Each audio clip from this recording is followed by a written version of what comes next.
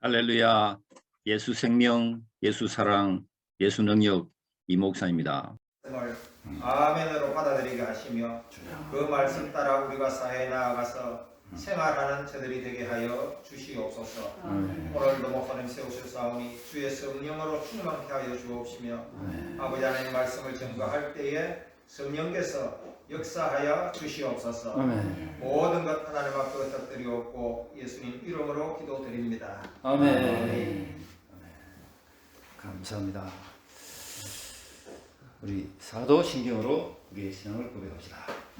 시작. 전능하사 천지를 만드신 하나님 아버지를 내가 믿사오며 그 외아들 우리 주 예수 그리스도를 믿사오니 이는 성령으로 잉태하사 동정녀 마리아에게 나시고 본디오 빌라도에게 고난을 받으사 십자가에 못 박혀 죽으시고 장사한 지 사흘 만에 죽은 자 가운데서 다시 살아나시며 하늘에 오르사 전능하신 하나님 우편에 앉아 계시다가 저지어서 산자와 죽은 자를 심판하러 오시리라.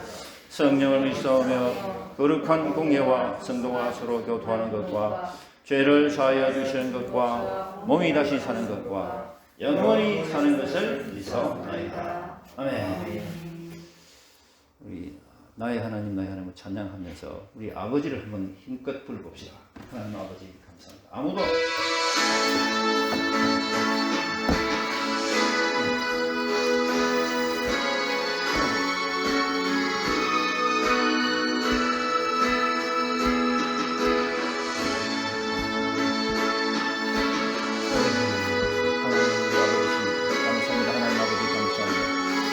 아버지 감사합니다.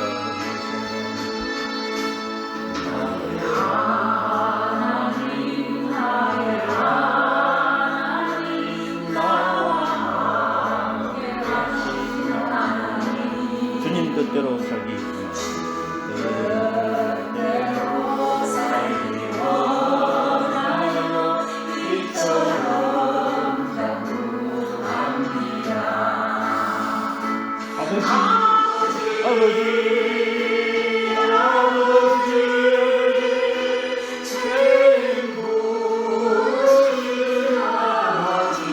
아버지 감사합니다.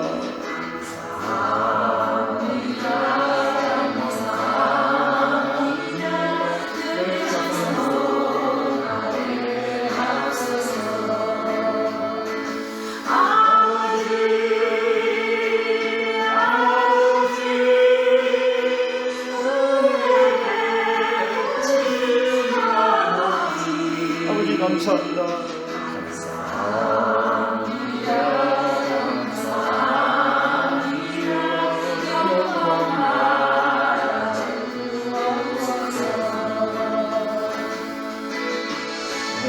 하나님 우리 아버지십니다. 아무든지 하나님을 아버지를 부를 수 없습니다. 오직 우리 속에 예수의 영이 있는 자들만이 하나님을 아버지를 부를 수 있습니다. 하나님 우리의 좋으신 아버지십니다. 참 좋으신 아버지 하나님 크게 힘차게 아버지 이름을 불러보신 줄 믿습니다. 아버지 이름을 부릅니다.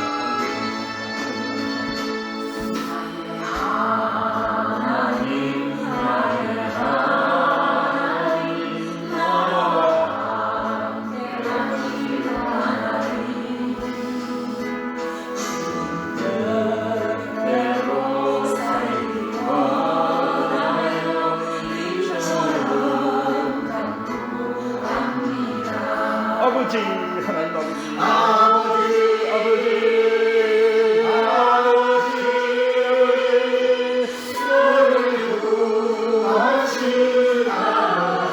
감사합니다. 아버지 감사합니다.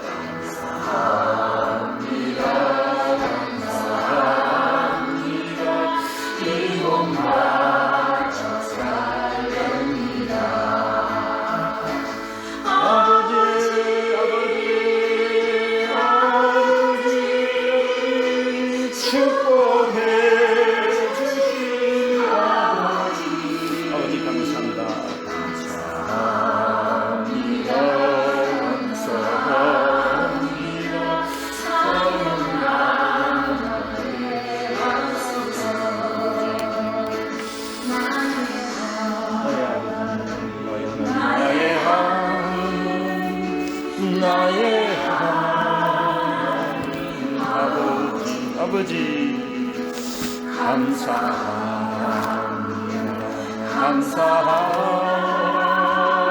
진정 감사합니다. 아버지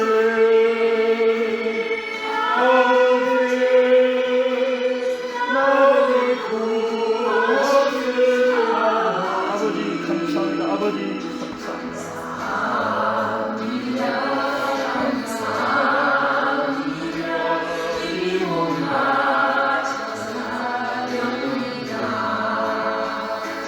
아버지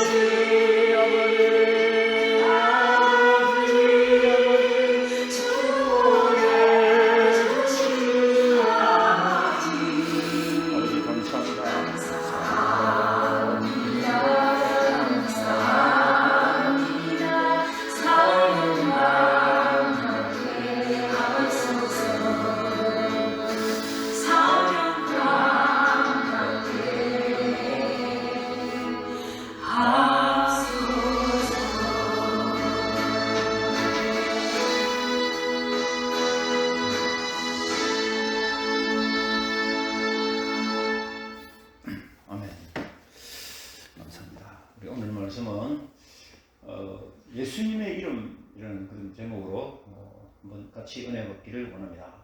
본문은 이사야서 9장 6절 7절 말씀입니다. 이사야 9장 6절 7절 성경 한번 읽어봅시다. 자기 성경을 보다는 좋겠죠. 성경 뒤에 있으니까 또 이렇게 보시면 됩니다. 이사야 9장 6절 7절 말씀.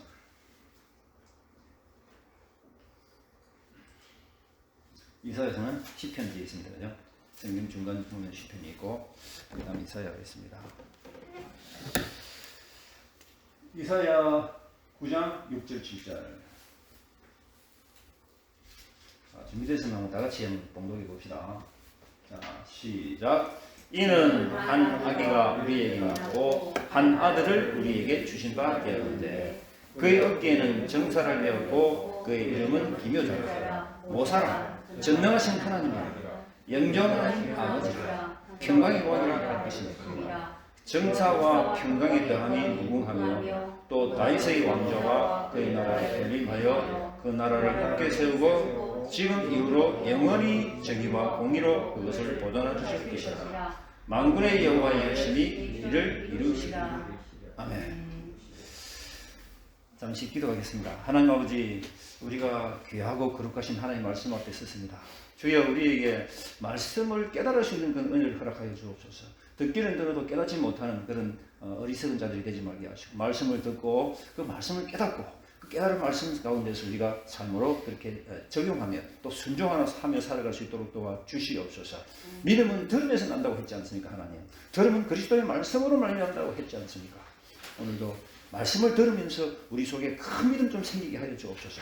이 세상을 이긴 이김은 이것이 곧 우리의 믿음이라고 말씀하시지 않습니까? 하나님, 우리에게 믿음 주시옵소서. 세상에 사람들이 예수를 믿는다고 많은 말을 합니다만, 그러나 속에 진짜 믿음이 있어야 되겠습니다. 우리에게 지금 믿음 주시고 이 시간에 큰 믿음 주셔서 참으로 살아계신 하나님 앞에 온전하고 참된 믿음으로 나아갈 수 있도록 복을 내려 주시옵소서. 주님 도와주시옵소서. 하나님 함께하여 주시옵소서. 각 사람의 심령을 두드려 주시옵소서. 살아계신 주님을 만나는 시간 되게 하여 주옵소서. 말씀을 통해 만나는 시간 되게 하여 주시옵소서. 하나님 놀라우신 역사가 오늘 이곳에서 예배하는 모든 사람들 한 사람 한 사람의 심령 속에 강하게 임재하여 주시옵소서. 감사를 드리옵고 우리 구주 예수 그리스도 이름으로 기도합니다. 아멘. 오늘 아침에 지금 다른 목사님 설교를 잠시 들어보니까 그런 말씀하시더라고요. 쭉정이와 알곡을 말씀하시는데, 그 말씀이 들어보니까 상당히 일리가 있더라고요. 뭐냐면은 쭉정이와 알곡은 모양은 비슷하고, 그런데 쭉정이는 안에 비어 있는 거예요.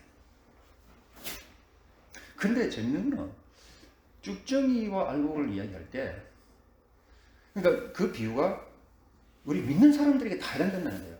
믿는 사람들이 쭉정일 수도 알곡일 수도 모양이 비슷하니까.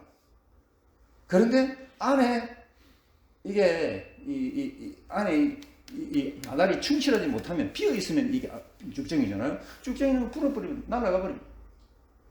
믿음의 어떤 알찬 믿음들이 우리 있을 때 하나님께서 우리를 귀하게 보시고 알곡으로 이렇게 인정하시고 어떤 믿음에 강한 어떤 그 은혜와 축복 가운데 살아갈 수 있고 또 우리 나중에 주님께서 우리를 천국으로 이제 불러가시는데 이게 믿음이 이게 꽉 차 있지 않으면 쭉정이잖아요, 쭉정이. 근데 성경에는 쭉정이는 그냥 나중에 모아가 불에 태워버린다고 그랬어요. 이 말씀을 가만 보면 쭉정이와 알곡이 이게 아주 그냥 끝으로 보기에는 별로 차이가 안 나잖아요. 딱 눌러보고 자세히 살펴보면 차이가 나잖아요. 우리도 끝으로는 예수 믿는 것처럼 보이지만 진짜 예수를 믿는가에 대해서는 하나님 앞에 1대1로 계산을 해야 돼요. 하나님 앞에 1대1로 서가야 돼요. 그죠? 그런 어떤 믿음의 진지함 좀 가졌으면 좋겠습니다.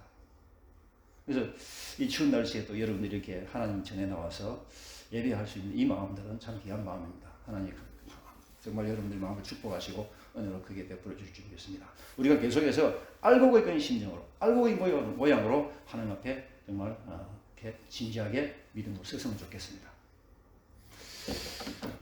오늘 말씀 제목이 예수님의 이름인데 오늘 말씀 읽어보면 참 재밌습니다. 자, 우리에게 한 아기가 낳고 한 아들을 우리에게 주신 바 되었는데 그 어깨는 정사를 메었고 그의 이름은 기묘자라 모사라 전능하신 하나님이라 영존하신 아버지라 평강의 왕이라 할 것입니다. 여기 보니까 한 아기가 있잖아요. 이 아기는 누굽니까? 당연히 예수님이 그죠? 근데 이게 지금 구약에 기록된 이야기예요. 구약이 이사야서잖아요, 그죠? 이사야서는 구약 언제입니까? 예수님 오시기 BC 700년입니다. 700년 전에 이미 이렇게 하나님께서 말씀으로 예언하십니다.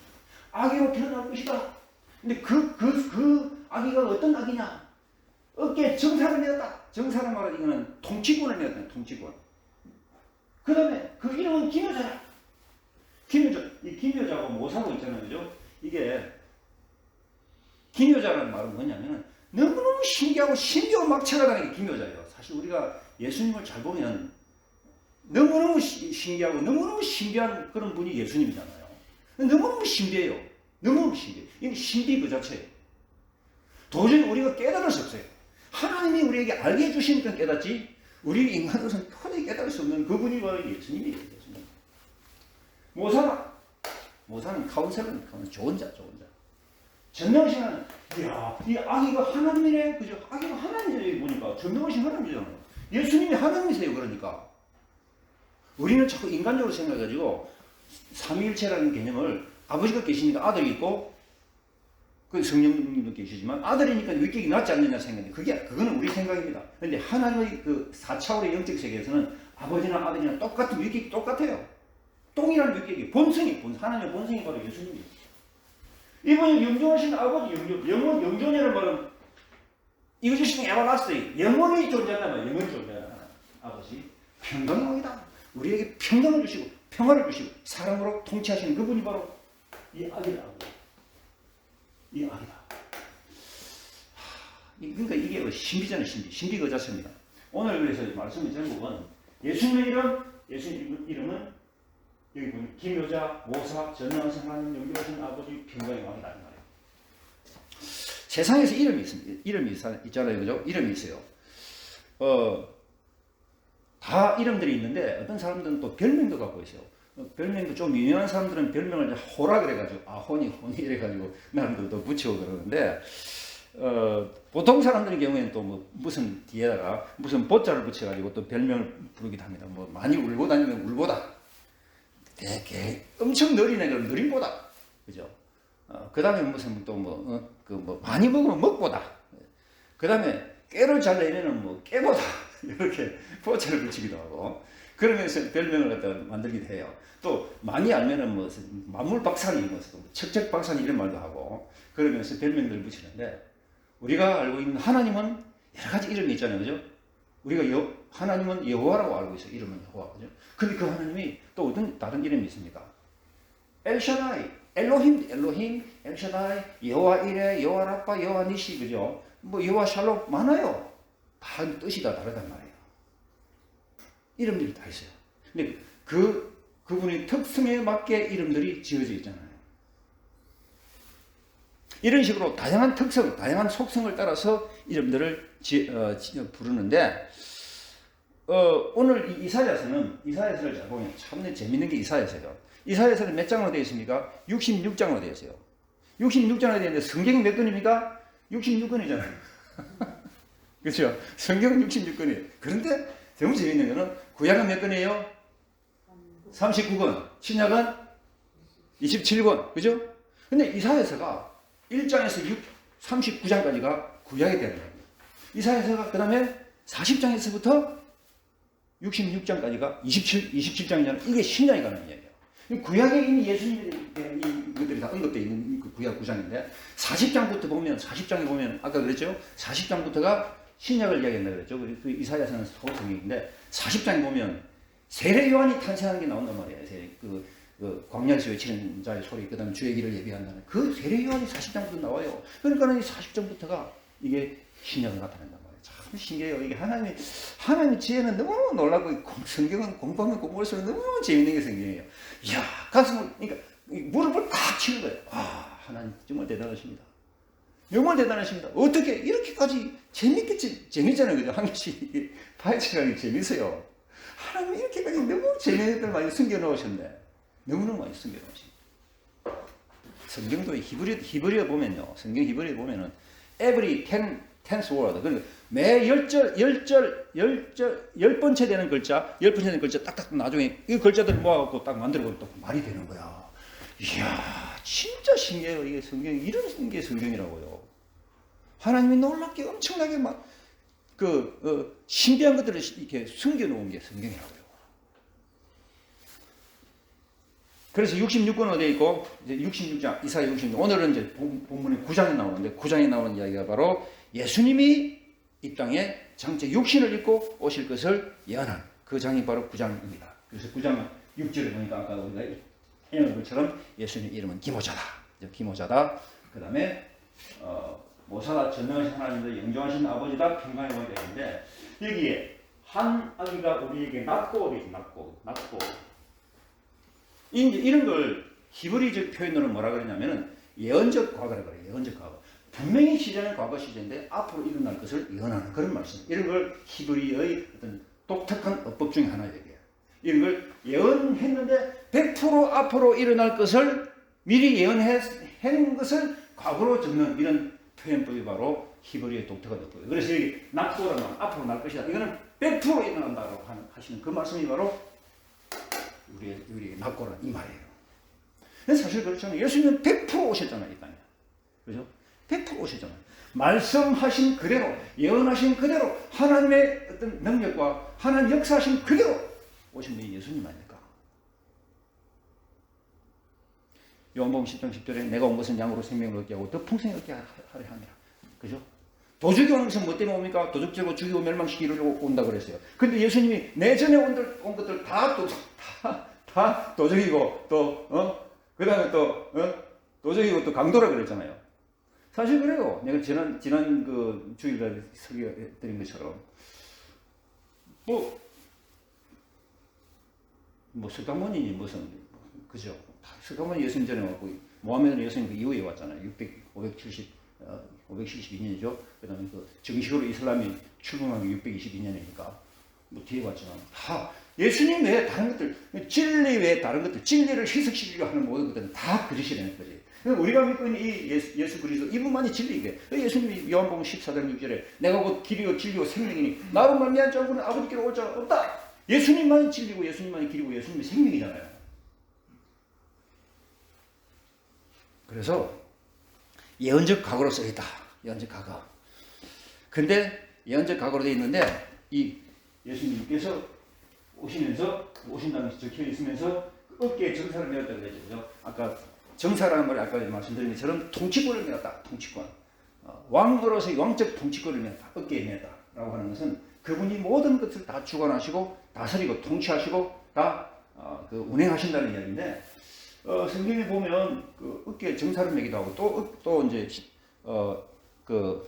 이사야서에 보면은 이사야 22장에 보면 어깨에다가 또 이제 열쇠를 메었다. 열쇠를 메었다. 어깨를 메었다. 라는 말씀이 또 나와요. 이거는 뭐냐면은 열쇠를 맺었다는 이야기는 이 열쇠를 맺었다는 이야기가 계시록에 또 나오면 다윗의 열쇠를 갖고 있다 이래가지고 빌라델피아 교회에게 하나님께서 이제 다윗의 열쇠를 주었다고 말씀하시는데 이 열쇠라는 이야기는 뭐냐면은 닫으면 열자가 없고 열면 닫을 자가 없다 이거거든요. 그러니까 오직 그분만이 모든 걸 다 이루실 수 있다. 모든 걸 다 해결할 수 있고 모든 걸 다 풀 수 있고 다 모든 걸 다 그렇게 승리하실 수 있다라고 하는 것이 바로 열쇠입니다. 열쇠. 그래서 열쇠를 가졌다 하는 말. 그렇게 이제 우리가 이해를 하면 되겠고 정사를 외웠고 그다음에 그 이름은 기묘자라. 기묘자가 모사다 그랬는데 이게 여러분 영어 성경을 보면 재밌어요. 기묘자라는 말이 wonderful 여러분 알잖아요, 그죠? 원더의 full이라는 말은 가득 찼다는 말이에요. 원더라는 말은 놀랍다, 경이롭다는 것이 가득 찼다는 말. 그 말은 놀라운 분 그 자체라는 뜻이에요. 그리고 이 모사라는 말은 카운셀러. 근데 이게 그 영어 번역에 보면은 wonderful counselor라는 한 단어로 되어 있기도 하고 또 다른 데는 그냥 wonderful 끝나고 counselor 끝나고 이렇게 되어 있어요. 근데 다시 말하면 뭐냐면은 이 그래도 같은 말이죠. 같은 뜻인데 이 wonderful이라는 이 단어 형용사가 보통 형용사는 명사가 안 돼요. 여러분 알다시피 형용사는 명사를 수식하고 명사를 꾸미고 여기는 동사를 수식하고 이게 형용사인데 여기는 wonderful 해갖고 wonder 해갖고 W를 갖다 대문자로 써갖고 wonderful 그분 wonderful 그 자체다 이럴 때 쓰는 아주 이것도 그 유일신 하나님에서는 독특한 용법입니다. 이게 wonderful 그래 그냥 W 그 대문자로 써갖고 그분은 놀라운 분이다. 기묘자 우리나라 말로 기묘자라더니 기묘자. 그 다음에 모사 카운셀러입니다. 카운셀러 상담자 내지는 조언자예요. 하나님의 신적인 지혜로 우리에게 도움을 주시는 분, 조언해 주시는 분. 그분이 바로 모사다. 그러니까 우리가 지금 그냥 일반적인 의미로 모사 그러면 조금 부정적인 생각이 들잖아요, 그죠? 이 모사라는 말이. 근데 이게 실제로 그렇지 않다는 거예요. 카운셀러, 상담자, 조언자. 그리고 큰 도움을 주고 엄청난 지혜로 그렇게 코치하는 그런 분이 바로 모사입니다. 모사고. 그 다음에 그분은 전능하신 하나님입니다. 자, 전능하신 하나님. 예수님이 전능하신 하나님입니다. 불가능한 것이 없다는 거예요. 모든 것이 가능한 하나님. 그죠? 인간은 사실 불가능한 게 많습니다. 근데 사람들이 인간의 그 잣대로 하나님을 자꾸 재단하다 보니까 내가 안 되니까 하나님도 안 되겠지라고 그런 착각하는 거예요. 이게 얼마나 큰 착각입니까? 나는 안 되지만 하나님은 하신다. 이게 믿음이잖아요. 그죠? 나는 안 되지만 난 할 수 없지. 인간이니까. 그렇지만 하나님은 하시기 때문에 그러니까 우리가 하나님을 믿는 것이고 하나님께 의지하고 하나님 도우심을 구하는 거거든요.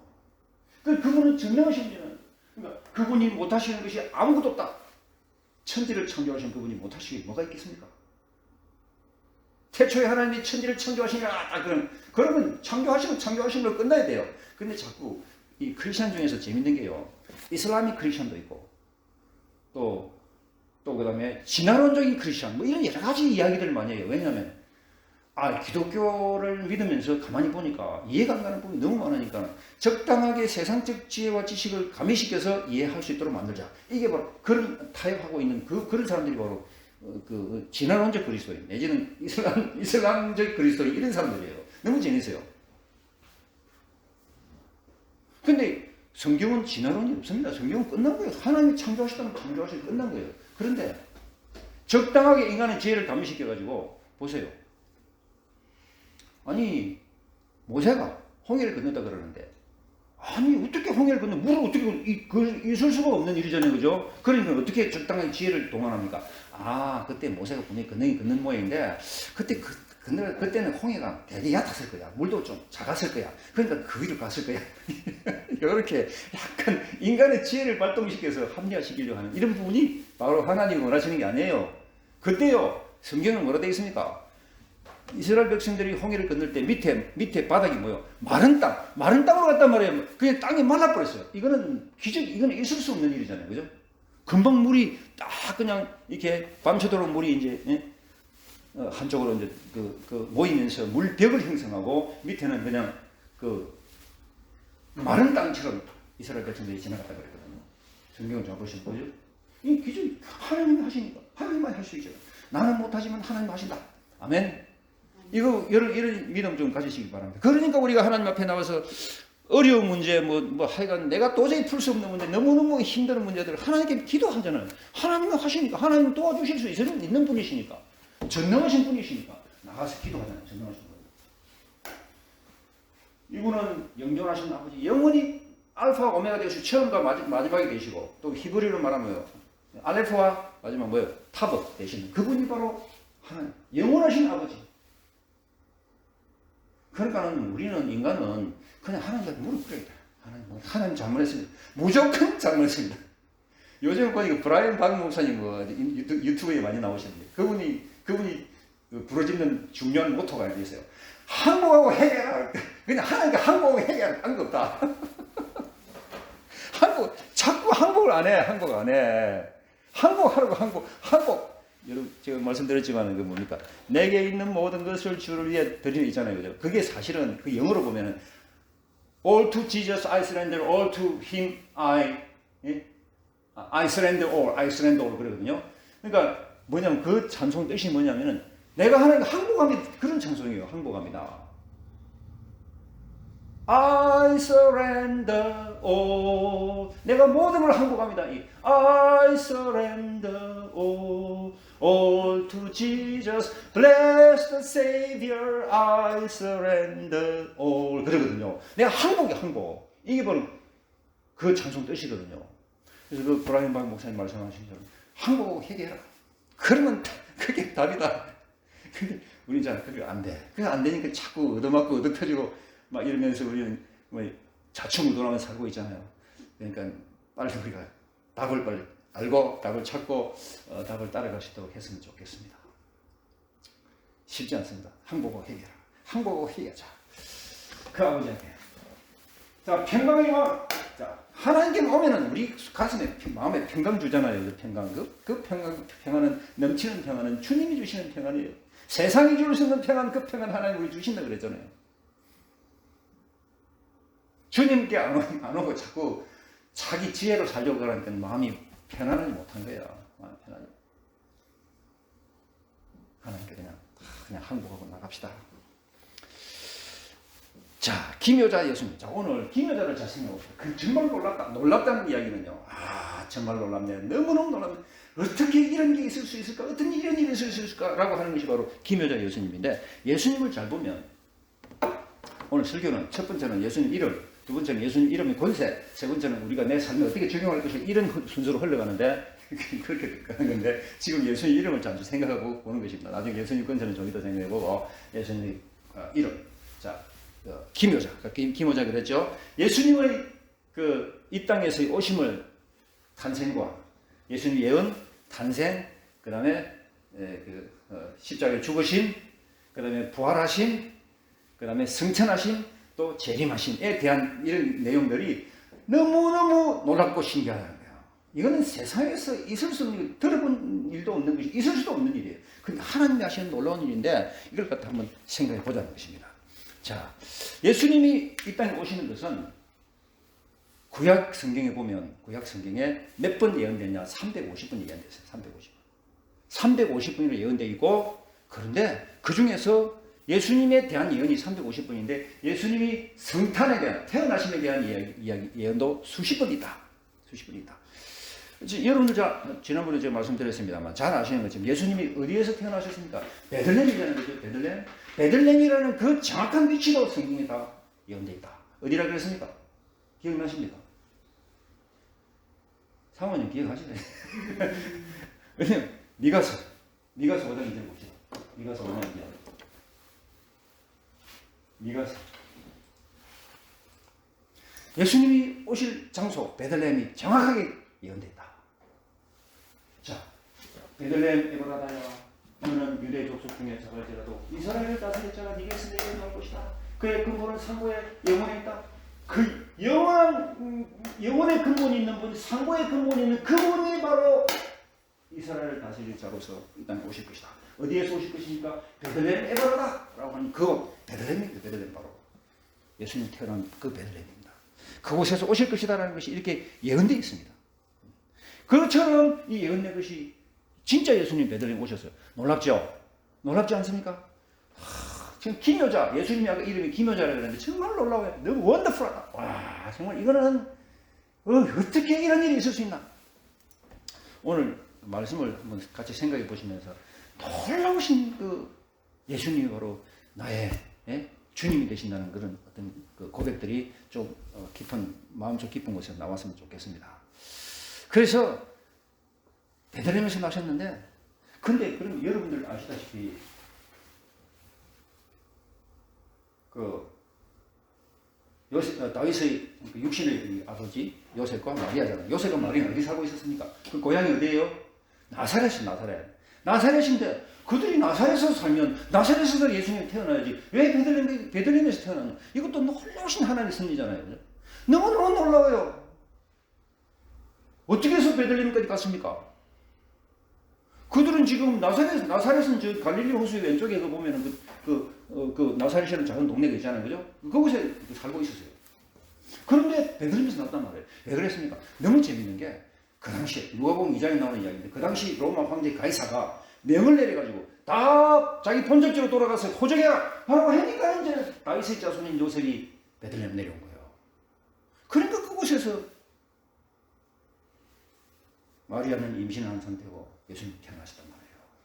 놀랍죠? 어떻게 나사렛에서 살던 그 요셉과 마리아가 어떻게 베들레헴에서 아기를 낳게 되는가? 이 예언된 그대로 이제 예언의 성취 때문에 이제 그대로 이제 일어나게 된 거잖아요.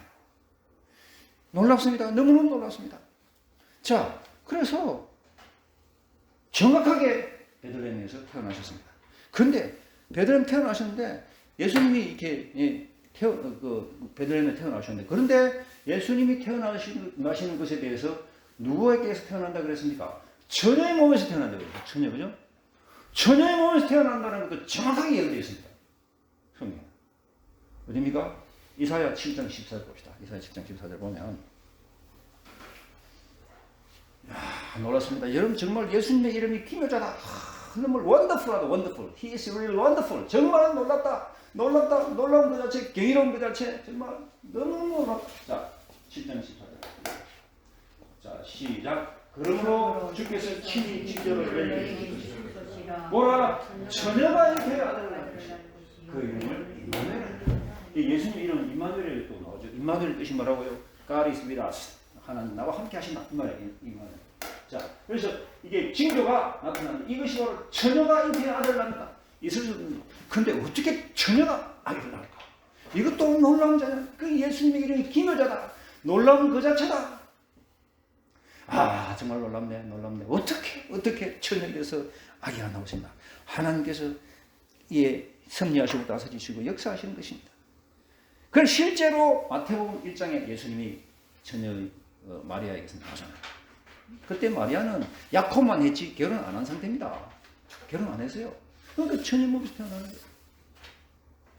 놀랍죠? 너무 놀라운 일입니다. 하나님, 인간의 죄를 대속하기 위해서 하나님의 아들이시고 죄가 없으신 그 예수님께서 인간의 몸으로 이 세상에 오신 것입니다. 그것을 우리가 성육신이라고 그랬잖아요. 인간의 몸을 입고 이 땅에 오신, 이것은 너무너무 놀라운 일입니다. 하나님이 인간으로 오셨다. 이해갑니까, 여러분들? 이해 안 가요? 우리 인간이 그 이해의 범위를 벗어나버리는 이거는 4차원의 영적 세계이기 때문에.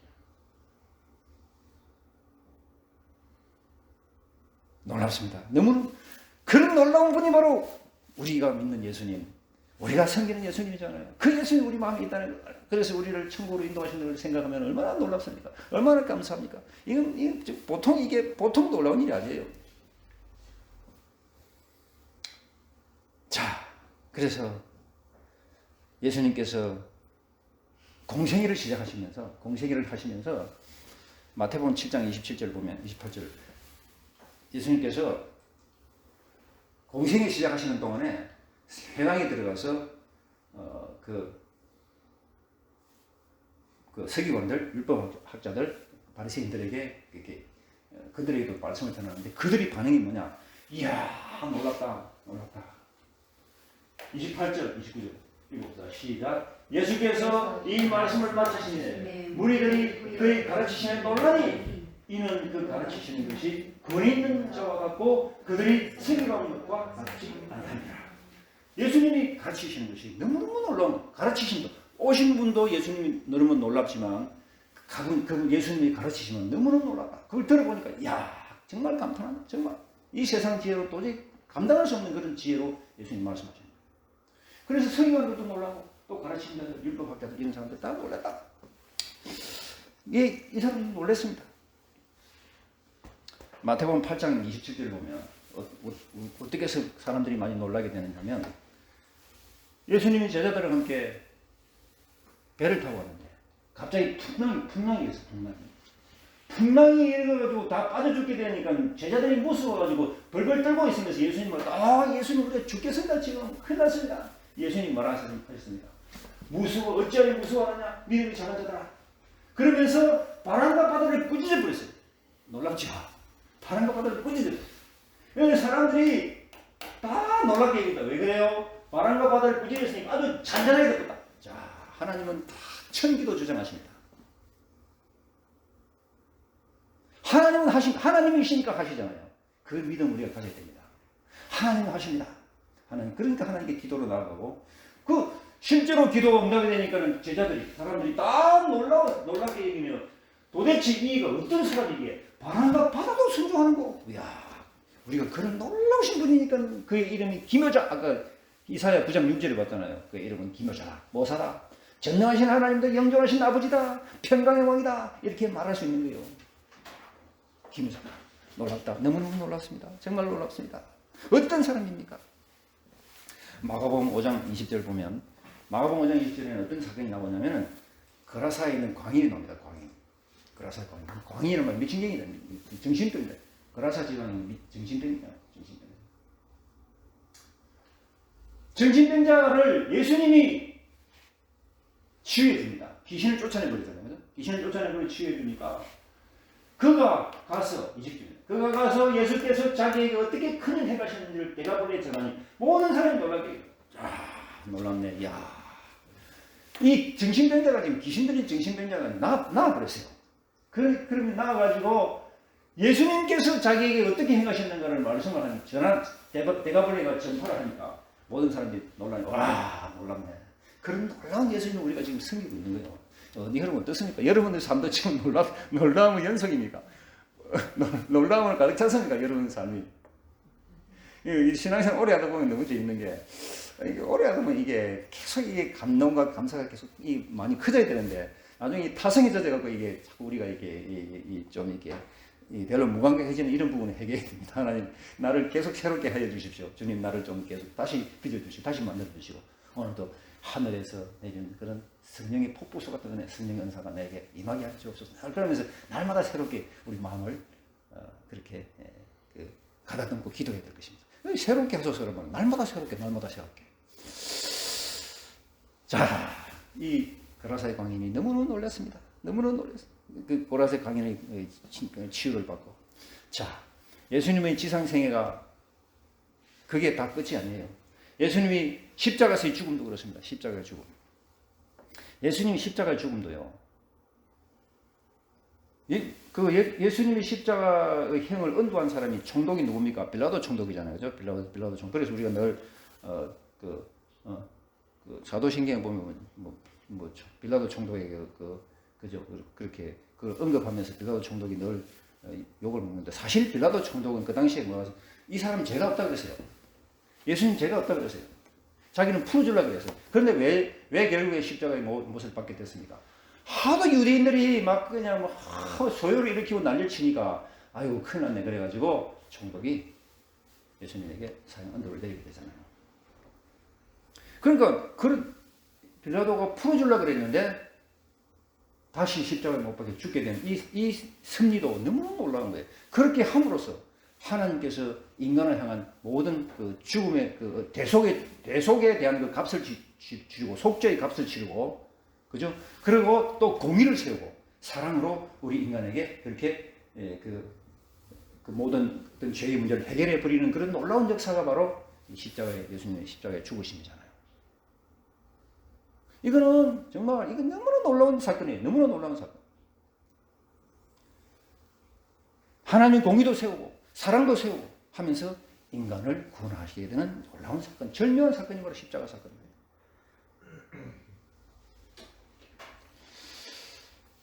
그 다음에 여러분들, 예수님이 그 죽으시고 난 다음에 그 다음에 어디에 묻혔습니까? 무덤에 묻혔잖아요, 그죠? 무덤. 그 이스라엘은 돌무덤인데 거기에서 예수님이 이제 다시 살아나셨는데, 돌무덤에 묻힌 그분이 3일 후에 다시 살아나게 되는, 이것도 놀라운 일이잖아요. 이런 것들이 있을 수 있습니까? 지금 이 역사상으로 죽었다 살아난 사람 누가 있습니까? 아무도 없습니다. 아무도 없어요. 다 죽었습니다. 잠시 이제 죽기 전에 잠시 기절했다 또 일어나는 사람들이 있습니다. 그런 사람들은 결국에 또 죽어요. 근데 예수님은 사망 권세 깨뜨리고 다시 완전 살아나버리셨잖아요. 그래서 지금도 예수님 무덤이 없어요. 너무 재밌는 게, 뭐 불교 무슨 뭐 사칭하는 뭐 석가모니 사칭하는 그거 가면 다 무덤들이 있어요. 무덤도 있고, 뭐 너무 재밌는 게, 불교는 뭐 석가모니 뭐 머리카락 뭐 뼈 무슨 뭐 살이 뭐 이런 거 갖고 막 새기고 있는데, 예수님은 무덤 자체가 없습니다. 끝나버렸어요. 그대로 다시 살아나셨기 때문에 다른 거 비교할 수 없는 거예요. 놀랍죠? 엄청나게 얼마나 놀랍습니까? 예수님 다시 살아나셨네. 예수님 다시 부활하셨네. 그러니까 그분의 이름이 기묘자. 원더풀.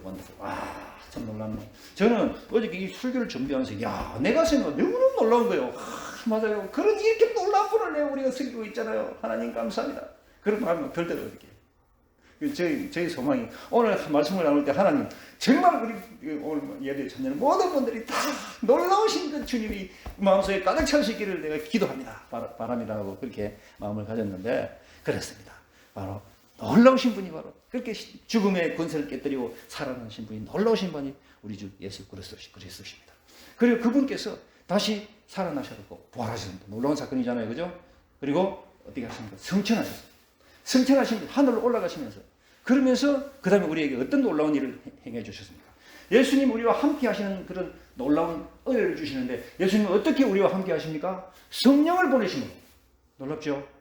예수님의 이름으로 성령을 보내시는 거예요. 그러니까 성령을 하나님께서 보내주셔갖고 그 성령이 우리 속에서 거하심으로 말미암아 놀랍고 신비로운 일. 뭐예요? 우리 몸이 뭐예요? 하나님의 성전이 되다. 고린도전서 3장 16절을 보시면, 우리가 하나님의 성전, 여러분들 몸이 하나님의 성전이다. 하나님의 성전이다. 고린도전서 3장 16절 봅시다. 같이 읽읍시다. 자, 시작. 너희가 하나님의 성전이니까 하나님의 성령이 너희 안에 계시는 것을 알지 못하느냐. 우리 속에 하나님의 성령이 계시는 거예요. 성령이 우리 속에 거하시기 때문에 우리는 뭐예요? 성령의 전이다. 성령의 집이다. 성령이 거하시는 집이다. 성령의 전이다. 우리 몸이 하나님 앞에서 귀하게 달아야 되고 거룩하게 달아야 될 필요가 있다는 거예요. 내가 귀한 게 아니고 내 속에 성령이 거하시기 때문에 귀한 거잖아요. 성령이 우리 속에 거하심으로 말미암아 저가 내 안에, 내가 저 안에 있으면 이 사람은 과실을 많이 내니 나를 떠나서 너희가 아무것도 할 수 없으리라는 하나님 그 말이 그대로 이루어지고 있잖아요. 우리 속에 성령께서 계시기 때문에, 우리가 또 성령 안에 계시기 때문에, 살기 때문에. 놀랍습니다. 너무너무 놀랍습니다. 이런 놀라운 그 은혜를 하나님 우리에게 주셔서 성령을 통해서 우리와 함께 하시는 놀라운 역사를 이루어가고 계시는 것입니다. 그러면서 예수님께서 나중에는 재림하시잖아요. 남은 게 재림이잖아요. 예수님의 재림만 남았어요. 지금 성경의 모든 예언들이 다 이루어졌는데 마지막 남은 예언이 뭡니까? 주님 오신다. 주님 다시 오시는데 분명히 주님 다시 오신다 그랬어요. 분명히 오십니다. 우리는 재림 신앙을 믿고 삽니다. 그래서 초대교회 교인들도 예수님 다시 오시옵소서 하고 하는 그 용어가 뭐예요? 마라나타. 주님 다시 오십시오. 아멘 주 예수여 오시옵소서 하는 게 마라나타입니다. 마라나타의 신앙으로 그분들은 그렇게 그 믿음을 지키고 살았잖아요. 놀라운 주의 그 백성으로서 그렇게 이제 주님이 다시 재림하실 때 우리는 영광스러운 몸으로 변화될 것이다. 그때는 글로리어스 바디, 영광스러운 몸으로 변화되는 거예요. 그러면서 어디서 삽니까? 영원무궁한 천국에서 영생복락 누릴 수 있도록 하나님 우리에게 믿는 자들에게 그 은혜를 베풀어 주신다는 것입니다. 그래서 예수 그리스도를 통해서 우리가 놀라운 인생을 살아간다. 그분이 놀라우신 분이기 때문에 그분을 모시는 자들은 다 놀라운 그런 인생을 살아갈 수밖에 없다. 여러분들의 삶은 지금 놀라운 인생입니까? 놀라운 인생인 줄 믿습니다. 원더풀 지저스는 원더풀 라이프를 이끌어가는 거예요. 그래서 고린도후서 5장 17절에 뭐라고 되어 있냐면은, 고린도후서 5장 17절에 자 우리 속에 예수님이 계시면 어떻게 되느냐? 우리는 17절 봅시다. 시작. 그런 점 누구든지 그리스도 안에 있으면 새로운 피조물이라. 이전 것은 지나갔으니 또한 새 것이 됐습니다. 우리가 그리스도 안에 있기 때문에 이제는 새로운 피조물, 새롭게 우리는 거듭난 자들입니다. 이전에 그 예수를 믿지 않을 때 행했던 모든 것들 다 떨쳐버리고, 저는 그 복음 선거 중에 찬송가 중에 그거 좋더라고요. 주 예수 내 마음에 들어와 계시니 변하여 새 사람 되고, 저는 그 찬송이 참 좋더라고요. 그 다음에 주 예수 내 마음에 들어와 계신 후 망령된 행실을 끊고 사실 우리 옛날에는 망령되게 산 부분도 많았습니다. 예수를 믿기 전에는 주 예수 내 마음에 들어와 계신 후 망령된 행실을 끊고, 그죠? 얼마나 그 찬양의 은혜가 됩니까? 대나야 새 사람 되고 망령된 행실도 끊고 하나님 앞에 새롭게 살아가는 우리의 모습이 얼마나 하나님 기뻐하시겠습니까? 그건 놀라운 인생이잖아요. 우리 놀라운 예수님 모시고 사니까 우리 인생이 놀랍게 변하는 거예요. 놀라운 인생, 놀라운 우리 인생, 놀라운 예수님. 그래서 누구 말처럼 옛날에는 우리가 폐품 인생을 살았다면 이제부터는 우리는 명품 인생을 살자. 명품 인생. 주님이 우리와 함께 하신다. 예수님이 우리와 함께 하신다. 놀라우신 분이 나의 생명을, 나의 인생을 인도해 가신다. 얼마나 감사합니까? 명품 인생이 될 수 있도록. 그래서 역사만 BC와 AD가 있는 게 아니고 나의 삶에도 before Christ, 예수님이 오시기 전의 삶과 그 다음 after Christ, 예수님이 오시고 난 다음에의 삶이 달라져야 됩니다. 달라져요. 반드시 달라져야 됩니다. 예수님을 모시고 난 다음에 변화된 자가 어떤 자가 있냐? 우리 요한복음 4장을 보면 사마리아 여인 나옵니다. 사마리아 여인의 이야기가 나와요. 이 사람은 남편이 몇 사람입니까? 6사람. 주님이 그랬어요. 네 남편 5명 있었네. 지금 있는 남편은 네 남편이 아니라고 주님이. 그 말은 무슨 말이에요? 이 사마리아 여인이 자기 인생의 만족과 행복을 위해서 그냥 남편을 한번 멋진 남편 바꿔보면 좀 행복해질까? 놀라운 인생 살아갈까? 라는 착각 속에서 한번 해봤더니만은 영원히 공부한 그 인생 어떻게 했습니까? 갈급한 마음으로 그래도 물은 마셔야 되니까 야곱의 우물가에 가가지고 물 떠다가 예수님 만나게 되잖아요. 그러면서 예수님께서 너는 이 목이 말라 물 먹지만은 내가 주는 생수 마시면 너는 영원히 목마르지 않을 것이다. 예수님 그랬잖아요. 그 사마리아 여자가 주여 그 생수 나에게 주시옵소서 그랬잖아요. 예수님 주시는 그 생수 우리가 마음껏 마셔서 영원히 목마르지 않는 예수님을 인해서 만족하는 그런 인생 되실 수 있기를 주의 이름으로 축원합니다. 그래서 그 여인은 자기가 죄인이라는 걸 스스로 깨달았기 때문에 사람들이 만나지는 게 싫어가지고 사람들 피해갖고 언제 옵니까? 정오요. 정오란 말은 햇빛이 쫙 내리는 그 정오. 너무너무 뜨겁기 때문에 사람들이 다 집에 있어요. 나오지 않아요. 근데 자기는 그래 뜨거워도 물길을 가잖아요. 혼자서. 사람들 이걸 피해갖고. 그렇지만 예수님이 그분을 만나가지고 그 여자를 만나서 그 영혼을 만족하게 해줄 수 있는 놀라운 은혜를 주님이 주시고 영원한 생명 영생수를 이렇게 소개하시는 것을 볼 수 있습니다. 사도 바울의 인생도 우리가 보면 그래요. 사도 바울은 정말 그가 가진 종교적 여신, 그죠? 그는 다메섹 도상에 가고 가다가 그냥 예수 믿는 자 있으면 체포해가 죽이려고 그렇게 했던 사람입니다. 그가 잘못 믿은 사람이었잖아요. 그런데 그가 예수님을 만났어요. 어디서 만났어요? 다메섹 도상에서 예수님이 그냥 강한 빛으로 나타나면서 사울아 네가 왜 나를 핍박하느냐? 주여 누시니까 나는 네가 핍박하는 예수다! 하면서 예수님 만나다. 바울의 인생이 저도 가만히 생각해보니까 바울이 왜 그렇게 예수님 이후로 가장 위대한 사도가 됐냐? 바울은 하나님 만난 거예요. 예수님 만난 거예요. 우리가 예수님 만나요. 예수님을 만나게 되면 완전히 변화되는 거예요. 완전히 바뀝니다. 완전히 바뀝니다. 그래서 인생 전체가 바뀌어요. 그래서 사도 바울은 뭐냐? 빌립보서 4장 11절에 내가 궁핍하고 말하는 것이 아니고 어떠한 행편인지 나는 자족하기를 배웠다. 비천에 처할 줄도 알고 풍부에 처할 줄도 알고 그리고 일체의 배부름과 배고픔과 풍부와 궁핍에 처할 줄도 알고 일체의 비결을 배웠다. 그러면서 내게 능력 주시는 자에서 내가 모든 걸 할 수 있다고 그렇게 사도 바울은 고백합니다. 이런 어떤 변화는 수련이나 수양으로 되는 게 아니에요. 수련이나 수양을 한다는 것은 약간의 변화가 있을 수 있습니다만 근본적으로 뭐가 돼야 됩니까? 성령이 속에서 역사하셔야 돼요. 아멘입니까? 성령이 우리 속에서 역사하셔야 돼요. 그렇죠? 성령이 함께 하셔야 돼요. 예수님이 내 안에 계시고 또 내가 예수님 안에 있고 성령께서 나를 주장하시고 내 속에서 살아계시다. 그래서 갈라디아서 우리 2장 20절 우리가 잘 아는 것처럼 내가 그리스도와 십자가에 못 박혔다. 그러니 이제 내가 산 것이 아니다. 오직 내 안에 그리스도께서 사신다. 이제 내가 육체 가운데 사는 것은 나를 사랑하사 나를 위해 자기 몸을 버리신 하나님 아들을 믿는 믿음 안에서 사는 것이다 라는 그런 고백을 바로 사도 바울은 담대하게 하잖아요. 정말 사도 바울의 고백 중에 재밌는 것은 뭐냐면 빌립보서 3장 8절에 보면 그렇습니다. 내가 그리스도를 위해서 모든 걸 뭘로 여겼다고요? 배설물이다. 이거 봅시다. 빌립보서 3장 8절 봅시다. 이렇게 변화된 놀라운 예수님을 마음에 모신 그 사람들, 특히 사도 바울은 이런 놀라운 고백을 했다. 읽어봅시다. 시작. 또한 모든 것을 때로 내 주 그리스도 예수를 아는 지식이 가장 고상하기 때문이다. 내가 그를 위해 모든 것이 길을 버리고 배설물을 여기는 그리스도를 얻고 그 안에서 나를 내려 아멘이. 야 대단하죠, 그죠? 우리는 뭐 하나 가지려고 하고 그러면서 말이야 귀하게 생각하고 욕심부리고 하는데 이 바울은 그냥 배설물이야. 오직 뭐 외에는 없다는 거예요. 그리스도 외에는 없다. 예수 그리스도 외에는 없다. 우리 이런 그 신앙을 좀 본받아야 되겠습니다. 예수님 외에는 없다. 예수님이 최고다. 예수님. 우리 말은 그렇게 또 해요. 말은 그렇게 잘해요. 근데 진짜 그렇게 할 수 있도록 우리가 나가야 되잖아요. 그죠? 진짜. 진짜.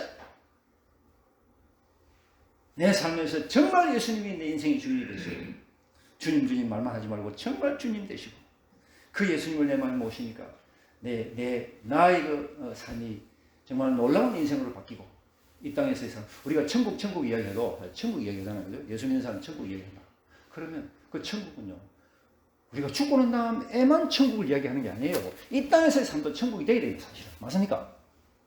그래서 우리 신학적 용어로 already but not yet이라는 말을 써요. 이미 됐다. 그러나 아직 안 됐다. already but not yet이라는 말을 쓰는데 어쨌든 천국은 앞으로 될 것인가 동시에 또 지금 이 땅에서 우리의 삶 속에 우리 마음 속에 천국이 임해야 되는 것이 제대로 신앙생활하는 사람의 모습 아니겠습니까? 놀라운 예수님을 모시는 사람들의 모습입니다. 여러분들 우리 마음속 가슴속에 예수님 다 모시고 예수님 감사합니다. 예수님 놀라우신 예수님 내 속에 살아계셔서 감사합니다. 내가 놀라우신 예수님과 함께 놀라운 인생 좀 살 수 있도록 복을 내려 주옵소서. 그렇게 기도하실 수 있기를 주의 이름으로 축원합니다. 놀라우신 분 그분이 이름이 뭐라고요? 김효자.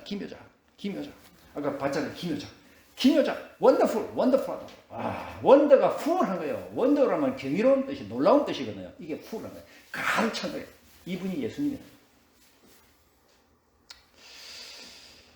김효자 예수님을 우리가 만나서 놀라운 인생 살아야 된다. 우리가 왜 하나님 우리에게 인생을 이렇게 더 살 수 있도록 만들어 주십니까? 저는 이전에 어떤 분 그런 얘기 들었습니다. 암이 걸려가지고 이렇게 암 걸리면 보통 한 2, 3년 이렇게 하고 뭐 이렇게 몇 년 가잖아요. 고생하면서 가는데 하나님이 그런 기간을 이렇게 허락하신 이유는 당장 바로 안 죽고 그래도 이렇게 고통스러운 기간이긴 합니다만 그래도 몇 년 살려주신 이유는 그 기간 동안 회개하라고 살려주신다 그러더라고. 회개하라고. 그 말도 듣고 보니 일리가 있더라고. 이 땅 떠나면서 회개해야 돼요. 지옥은 죄가 많아서 지옥 가는 게 아니고 뭐라고요? 회개하지 않아서 지옥 간다. 죄가 많아서 지옥 가는 게 아니고 회개하지 않아서 지옥 간다. 사실 이 시대에 뭐 설교하면서 회개하라 그러는 사람들 다 별로 안 좋아해요. 나도 안 믿어. 그런데 우리가 회개해야 돼. 걸레는 빨아야 돼. 걸레 빨아야 뭐 깨끗해지지 뭐. 안 그래요? 더러운 신경 빨아야 돼. 어쩔 수 없어요. 계속 회개하시기 바랍니다. 이게 답인데 뭐 어쩌겠습니까? 이게 답이다. 하나님 우리에게 더 살려주시는 이유는 회개하면서 또 우리가 해야 될 사명이 뭐예요? 우리는 어떤 사명을 받고 있습니까? 우리 이 땅에 살면서 하나님 주신 이 인생의 기간 동안 우리가 살면서 무슨 사명을 갖고 있습니까? 예수님이 증인되는 사명을 갖고 있어요. 그 사도행전 1장 8절 봅시다. 사도행전 1장 8절 보시면 증인되는 삶이에요. 우리가 자 사도행전 1장 8절 읽어봅시다. 시작. 오직 성령이 너희를 임하시면 너희가 권능을 받고 예루살렘과 온 유대와 사마리아와 땅끝까지 이르러 내 증인되리라. 누구 증인? 예수님 증인. 아멘. 근데 왜 예수님 증인되려면 약간 좀 이렇게 정확하게 이해를 해야 되는데 왜냐하면 지금 이단들이 많아갖고 무슨 이단이 있습니까? 여호와 증인. 사실 우리는 증인돼야 돼. 우리는 누구 증인이래? 예수님 증인이래. 예수님 증인. 사실 엄밀히 따지고 보면 우리도 여호와 증인이라는 말은 틀린 말은 아니에요. 그런데 하도 이상한 그 집단이 나타나가지고 여호와 증인이라는 그 이미지를 완전히 베리었기 때문에 우리 여호와 증인들은 뭐 이제 뭐 알레르기 반응을 일으키는데 실제로는 우리가 자꾸 예수님 증인이 되는 예수님 그분이 하나님이시거든요. 다락방도 마찬가지. 이상하잖아요. 뭐가 자꾸 뭐 이단들이 나타나가지고 자꾸 영어를 갖다 흐리게 만들어서 우리가 참 안타깝는데 어쨌든 예수님 우리에게 성령이 임해라. 성령이 임해야 돼. 예수님 증인 되려면 성령이. 그리고 그러면 성령이 임하면 뭐 받는다고요? 권능 받는다. 그 다음에 예루살렘 온유대 사마리아 땅까지 뭐 된다고 증인된다. 증인된다. 이 예수님을 우리가 모시고 살면서 이 땅을 살면서 놀라운 그런 인생을 살아가면서 증인되는 삶을 살아가고 주님 우리에게 이렇게 말씀하시고 역사하시잖아요. 그런 예수님의 이름이 바로 기묘자. 놀라운 그 이름, 기묘자. 놀라운 이름. 예수님의 그 이름이 놀라운 이름 기묘자입니다. 모사입니다. 그 영존하신 아버지, 전능하신 하나님, 그 평강의 왕이라 그랬는데 이런 이름이 바로 예수님 이름입니다. 오늘 설교는 이 정도 해야 되겠습니다. 그 다음에 나중에 그 예수님 이름이 가진 권세를 다음 주에는 보고 그 다음 그 권세를 또 어떻게 적용하는지를 또 다 보고 그렇게 한번 봤으면 좋겠습니다. 오늘은 여기까지 합시다. 하나님 정말 감사합니다. 그 믿음으로 정말로 하나님 내가 예수님의 이름 내 마음에 오시고 놀라운 인생 살아가기를 원합니다. 예수님은 정말 놀라운 분이십니다. 그 놀라우신 그 예수님의 그 역사가 내 인생 속에 내 삶 속에 내 생명 속에 그대로 임해서 나의 삶도 놀라운 그런 삶으로 살 수 있도록 만들어 주실 줄 믿습니다. 그런 믿음들 오늘 여러분의 가슴 속에 풍성하게 일어날 수 있기를 주의 이름으로 축원합니다. 잠시 기도하겠습니다. 하나님께서 우리 모두에게